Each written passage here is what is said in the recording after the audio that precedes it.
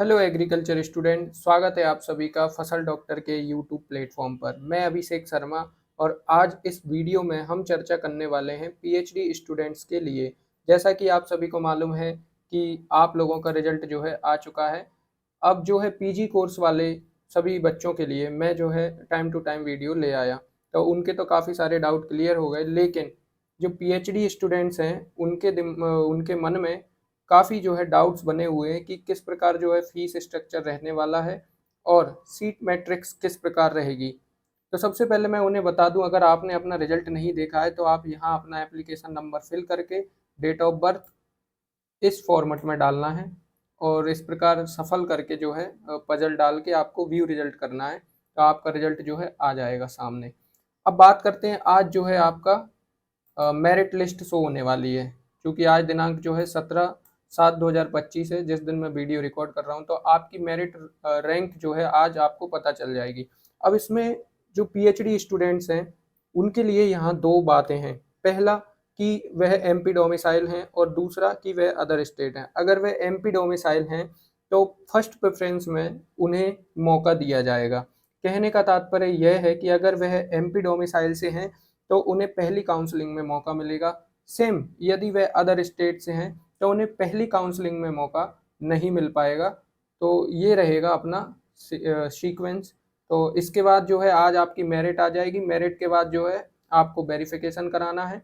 Verification में आपको जो जो डॉक्यूमेंट्स ले जाना है वो सेम डॉक्यूमेंट्स जो पीजी स्टूडेंट्स को ले जाने हैं उसी तरह आपको भी ले जाने। इसके लिए मैंने आज एक वीडियो डाला है, आप उसे जाकर चेक कर लें।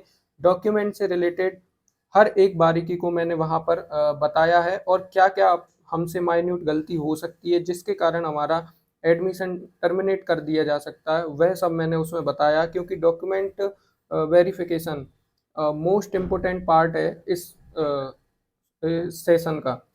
तो आप उसे अच्छे से करके जाएं, क्योंकि वेरिफिकेशन में अगर कोई भी डॉक्यूमेंट मिस्टेक करता है तो आप जानते हैं कि एक डॉक्यूमेंट में कोई भी छोटा सा भी चेंजेस करवाना हो तो उसके लिए 7 to 8 डेज लगेंगे। तो इसलिए आप इन सब चीज़ों को पहले देख लीजिए और उस वीडियो को अच्छे से आप देख लेना। अब चलते हैं कि पहले सीट डिस्ट्रीब्यूशन के बारे में बात कर लेते हैं, जो कि पीएचडी स्टूडेंट्स के लिए होगी। तो ये जो कैंपस है अपना JNKVB कैंपस है और उसमें हम पहले चर्चा करेंगे। तो यहाँ जो एग्रोनॉमी की सीट है, फ्री सीट 2 हैं और पेमेंट सीट 2 हैं।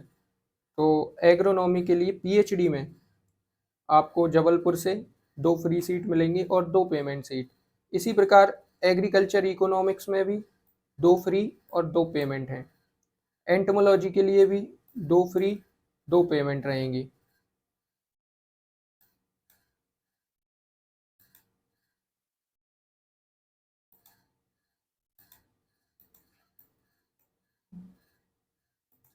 ठीक है। उसी प्रकार एग्रीकल्चर एक्सटेंशन के लिए भी 2 और 2 पेमेंट 2 फ्री। इसी तरह 2 पेमेंट 2 फ्री इन्होंने यहाँ रखा है। केवल एग्रीकल्चर स्टैटिक्स के लिए यहाँ पर कोई भी पीएचडी के लिए सीट नहीं रखी है। बाकी प्लांट फिजियोलॉजी में 2 पेमेंट और 2 फ्री पे रखा है। तो 2-2 का स्ट्रक्चर यहाँ पर है। तो टोटल अगर बात करें पीएचडी के लिए एग्रीकल्चर में, तो ये हो जाएगा अपना 10 to 20 फ्री सीट्स हो जाएंगी और 20 पेमेंट सीट्स हो जाएंगी। अब इसमें भी आपको पता है कि सबसे पहले हमें जो एमपी डोमिसाइल हैं उनको मौका मिलेगा और उसके बाद जो है अदर स्टेट है उनको मौका मिलेगा। अब बात कर लेते हैं हॉर्टिकल्चर में। तो वेजिटेबल साइंस के लिए भी 2 हैं फ्री सीट्स और 2 पेमेंट सीट हैं। फ्रूट साइंस के लिए भी 2 फ्री सीट हैं और 2 पेमेंट सीट हैं, ये जैसा कि आप देख सकते हैं। टोटल ये हो जाएंगी अपनी 4 और 4 8 सीट इधर हो जाएंगी अपनी। और जो फॉरेस्ट्री से हैं उनके लिए भी पीएचडी में 2 सीट हैं फ्री और 2 पेमेंट है। आगे फूड टेक में बात करें तो वहाँ जो है आपको 2 फ्री और 2 पेमेंट ये मिल जाएंगी। इस प्रकार जो है टोटल जो हो जाएगा वो 26 हो जाएगा ऊपर से। हाँ, ये 26 हो जाएंगी टोटल सीट्स, 26 फ्री 26 पेमेंट। तो इस प्रकार जो है अपना जबलपुर में ये सीट मैट्रिक्स रहेगा। अब इसमें हम बात कर लेते हैं रैंक वाइज। तो सीधा सा आपका फंडा है कि जब आपकी रैंक लिस्ट आएगी तो रैंक लिस्ट में आपको देखना होगा कि मैं जो है विद इन 26 रैंक के अंतर्गत आ रहा हूँ कि नहीं। अब वो आप कैसे चेक करेंगे कि पहले आप जो है अदर स्टेट को टर्मिनेट कर दो। ये फ्री सीट के लिए बात चल रही है। तो अदर स्टेट को जब आप टर्मिनेट कर दोगे तो अंडर आप 26 आ रहे हो तो आपको फ्री सीट मिल जाएगी।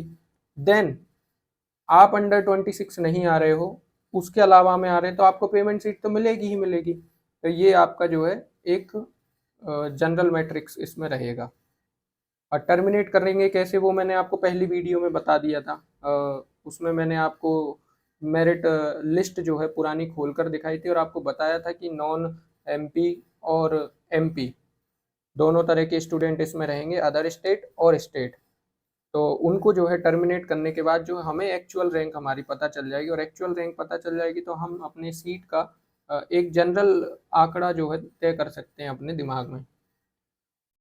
ठीक उसी प्रकार जो है कुछ अदर जैसे प्रोसेसिंग एंड फूड इंजीनियरिंग के लिए भी यहाँ 2 सीट्स हैं, ये अदर हैं। ठीक है, सोइल एंड वाटरिंग इंजीनियरिंग के लिए भी जबलपुर में मिलेंगी आपको ये सीट। तो ये कितनी हो जाएंगी, 4, टोटल मिला के 30 सीट्स हो रही हैं। अब आप जो है अपने अनुसार रैंक के अनुसार आप अपने आप को माप सकते हैं, मेजर कर सकते हैं। आगे हम बात करेंगे आरवीएस के भी कॉलेज ऑफ एग्रीकल्चर ग्वालियर। उसमें हम बात कर लेते हैं कि पीएचडी के लिए क्या सीट मैट्रिक्स है। तो ये जो है चार्ट जो है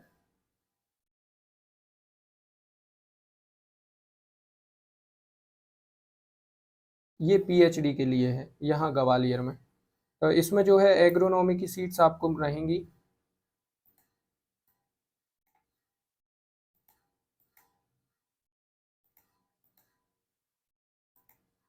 एग्रोनॉमी की सीट्स रहने वाली हैं आपको 4 फ्री सीट्स और 2 पेमेंट सीट। ठीक है, इकोनॉमिक्स में भी आपको 4 फ्री 2 पेमेंट। सेम इसी तरह से उन्होंने पूरा स्ट्रक्चर बनाया है। एंटोमोलॉजी के लिए भी 4, और एग्रीकल्चर एजुकेशन के लिए भी 4 फ्री, जेनेटिक्स के लिए भी 4 फ्री, प्लांट पैथोलॉजी के लिए भी 4 फ्री, सोइल साइंस के लिए भी 4 फ्री, फ्रूट साइंस के लिए भी 4 फ्री, वेजिटेबल साइंस के लिए भी 4 फ्री। इसी प्रकार उन्होंने जो पेमेंट सीट है वह 2 के स्ट्रक्चर में रखी हुई हैं। मतलब हर एक डिपार्टमेंट में 4 फ्री सीट रहेंगी, 2 पेमेंट सीट रहेंगी। ठीक है, टोटल जो हमारा हो जाएगा आरवीएस के बेबी में वह 36 जो है सीट्स हो जाएंगी, फ्री सीट्स, और पेमेंट सीट्स हो जाएंगी अपनी 18। इस प्रकार जो है टोटल सीट्स 54 हो जाएंगे। अगर आपको फ्री सीट में एडमिशन लेना है तो आपको अंडर 36 रैंक में होना चाहिए। फिर बाकी तो आपको पेमेंट का तो आपको पता ही है 54 के अंदर आप होने चाहिए। और जो मैंने आपको बताया था उस प्रकार से आप अपने आप को मेज़र कर सकते हैं। अब जो है काफ़ी स्टूडेंट्स ने बोला कि सर हमें जो है फीस स्ट्रक्चर के बारे में भी जानना है पीएचडी का, चूँकि मैं एमएससी का बताया था पिछले वाले वीडियो में, तो इस वीडियो में मैं पीएचडी का भी आपको फ़ी स्ट्रक्चर बता देता हूँ। तो उसके लिए जो है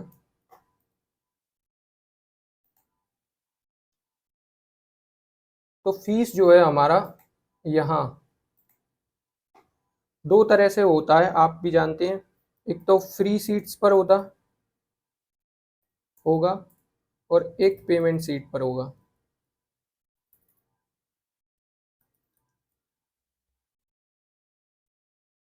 दो तरह से होगा। इसमें भी एक और क्राइटेरिया आ जाता है अदर स्टेट वाला क्राइटेरिया। तो यदि आप फ्री सीट्स पर हो तो आपको जो है एक सेमेस्टर की फीस जो रहेगी आपकी अप्रोक्स 30,000 के आसपास रहेगी। ठीक है, इससे थोड़ा सा ऊपर हो सकता है, लेकिन एक्चुअल में यही रहने वाली है या इसके आसपास रहने वाली है। तो 30,000 के आसपास जो आपकी फ्री सीट पर रहेगी। और अगर आपको पेमेंट सीट मिलती है, पेमेंट सीट एमपी डोमिसाइल में ही, एमपी डोमिसाइल में फ्री सीट 30,000 और पेमेंट सीट एमपी डोमिसाइल के लिए अपना 44,000 रुपये पर सेम ये आपको रहेगी। ठीक है, यही बात कर लेते हैं अदर स्टेट। अदर स्टेट की बात करें तो अदर स्टेट के लिए थोड़ा सा जो है इंक्रीजमेंट है यहाँ, और वह कितना है अपना 54,000 रुपये। तो ये जो है आपका फीस स्ट्रक्चर रहने वाला है। अब बात करते हैं कि क्या ये कोई स्कॉलरशिप है। तो जहाँ तक मुझे पता है कि यदि आप SC/ST से आते हैं तो आपको जो है कोई ना कोई स्कॉलरशिप यहाँ पीएचडी के लिए मिल जाएगी। वहीं आप जनरल कैटेगरी से आते तो आपको इसके बारे में कुछ सोचना ही नहीं है। और अगर आप अदर स्टेट से हैं तो फिर आप चाहे SC ST कोई भी कैटेगरी से हो, आपको यहाँ स्कॉलरशिप नहीं मिलेगी। तो ये जो है आपका पूरा एक मैट्रिकुलेशन जो आपने मांगा था वो मैंने आपको दिया। आपको ये वीडियो पसंद आया हो तो इसे लाइक अवश्य करें, चैनल को सब्सक्राइब कर लें और वेरिफिकेशन से संबंधित वीडियो ज़रूर देखें, क्योंकि वह आपके काम का है। क्योंकि जो प्रोसीजर है वो PG और PhD का लगभग सेम है।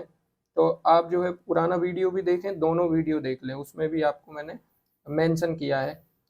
और ये आशा करता हूँ कि ये वाला वीडियो आपको अच्छा लगा हो। चैनल को सब्सक्राइब जरूर करें और वीडियो के डिस्क्रिप्शन में मैंने एक लिंक दिया है टेलीग्राम का, साथ में व्हाट्सएप का भी दिया है, तो आप उन दोनों चैनलों को ज्वाइन कर लो ताकि फर्दर अपडेट आपसे प्रदान करते रहूँगा मैं। मिलते हैं अगली वीडियो में, तब तक के लिए जय हिंद, जय भारत, धन्यवाद।